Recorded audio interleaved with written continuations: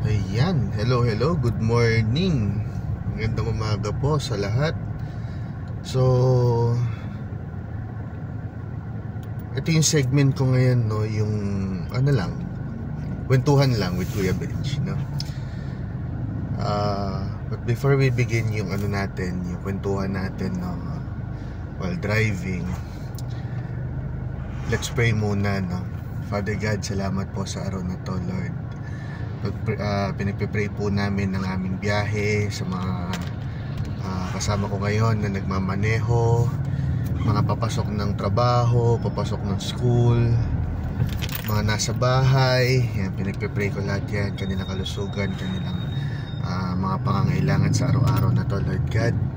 Rineraise namin sa inyo, Lord God, Panginoon, kung ano-ano kanilang mga pangangailangan at kung ano kanilang mga dinadaing, Lord God. Lord, we pray for this day.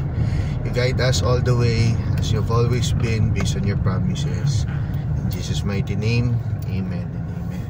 Okay, so bakit nga ba ako ulit nagbabalik si Kuya Bench, no? I've started this channel 4 years ago, no, with the sole intention lang naman na una, syempre sa panahon ngayon, ano, hindi na pwede yung ano lang yung single source of income ka lang talaga. Kailangan meron ka rin on the side, meron ka rin pinagkakakitaan, ano. So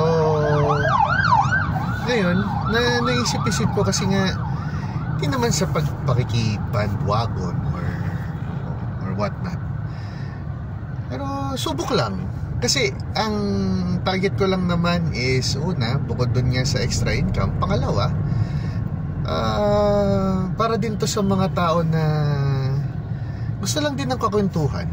Hindi naman sa malungkot ako sa buhay, but siyempre kakwentuhan ko rin naman ng misis ko. Kakatapos ko lang naman siyang ihatid ngayon. So, para lang din sa ibang tao, no? Kasi syempre, pagka release ko tong video na to, or ano, may mga comments na makikita, di ba? Pagka na-share tong link na to. So, kaya ayan, siguro ngayon ang maganda natin pagkakwentuhan na to is yung bakit nga ba ako, ano, bakit ko nga ba to pinasok, no? So basically I'm syempre pamilyado na with one daughter, no? Yung last message ko nun 4 years ago, wala pa yung daughter ko. So kaya ano pa yun, kasi kami dalawa pala ng asawa ko ngayon, may daughter na ako, she's 4 years old. Kaya alam mo yung transition ng ekonomiya ngayon, ng buhay ngayon, ano, parang dahil sa mga giyera, tumaas yung gasolina, karoon ng mga problema, marami talaga, maraming challenges ang naging patong-patong, no. Kaya I decided na lang din na i-try to, no. I've watched people from giving inputs paano nga ba mag-vlog. Isa nga sa nakita ko doon na pagka nag-vlog ka, ikaw yun, storya mo. Ano gusto mo iparating, bahala ka. It's your video, it's your input, no. Kaya kung masaya ka ngayon, share mo. Hindi ka masaya, lang. Actually, this is a breakthrough for me dahil una sa lahat, isa po akong introvert, no. Hindi ako mahilig expose masyado sarili ko, personal buhay. Pero kung based naman lang din sa pagkukwentuhan, pwede naman nating pag-anuhan yun dito. Ayan. So, other than that, marami na rin itong pag-vlog. Dati lang din nun, nang nakita ko yun, parang ano, sorry for the term, para siyang nuisance, no? Parang tsakang gagaling nila makaisip ng topics, gagaling. Parang bago sila talaga gumawa, ano. Kaya thumbs up sa mga magagaling na vloggers, no? Thumbs up sa inyo. Kung hindi ko man kayo kilala personally or hindi ko man kayo kilala in terms of name, pero sa mga makakapanood nito, thumbs up sa inyo, 2 thumbs ups, no? Gagaling. Nakakamangha. Alam mo yung kahit mga napapanood sa TikTok, gagaling. Kaya nakakatuwa lang.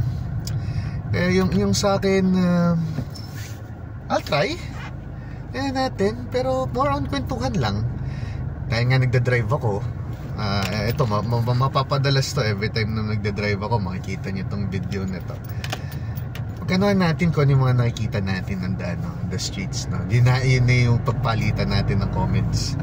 Tapos kung may mga makita man ako na pwede kong sagutin on the next video, yan yung i-open up natin. Parang gawin nating GC ka nga to, no? Yan. So, I'm off to the office after nga nung right now, I mean, dito ako sa mga medyo looban ng San Juan, tumatagos from Mandaluyong bound to Pasig. Ayan. So, ayun. Bakit nga ba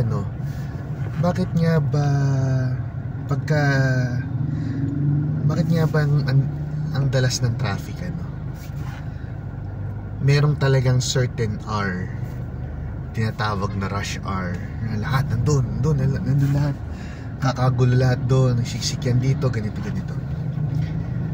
Pero napapansin ko nga na very much ang daming nadidisregard na, ang tawag mo doon, ng mga bagay-bagay. Para lahat nagmamadali. Para sa mga kasama kong motorista, yan, yung mga single na nagbomotor. Alam ko nagmamadali kayo, pero ingat din. Kasi either kayo ang magkaanuhan, kapwa kayo single na motor, or may matamaan kayo. Nakakaalangan parang nakakaano sa amin mga nasa 4 wheels, no? Ako kasi hindi naman ako yung I make sure kasi I give allowance pagka bumiyahe para hindi nagmamadali. Kasi takot din ako makadali, makabangga. Ika nga takbong pogi lang. Hindi naman pogi, pero takbong pogi lang. Yun nga, sa mga kapwa ko motorista, no? Ingat tayo doon. Alam ko nalilate din kayo ng alis, kaya kayo nagmamadali for whatever reason. Yun lang, ingat lang, doble ingat. Iwasan yung masyadong singit ng singit, harurot, yung mga yun lang, pakiusap lang sana, para lang pala tayo ligtas sa kalye at wala tayo kanya-kanyang abala. Okay? So yun, regarding dito sa first video ko, bigyan nyo ako ng comments dito kung paano ko pa may improve, no? I'm very much open since this is my first time. Positive, negative feedbacks are very much welcome. Wag lang ganun ka-harsh, guys. Magkaroon lang tayo ng healthy discussion, healthy comments sa natin dito sa ating Alright? Sige po, this has been your Kuya Benj, no? Maraming salamat sa pagtangkilik sa ating video. My first vlog talaga. My very first vlog na magkwentuhan tayo, no? Salamat po. Ingat sa lahat. Thank you. Bye-bye.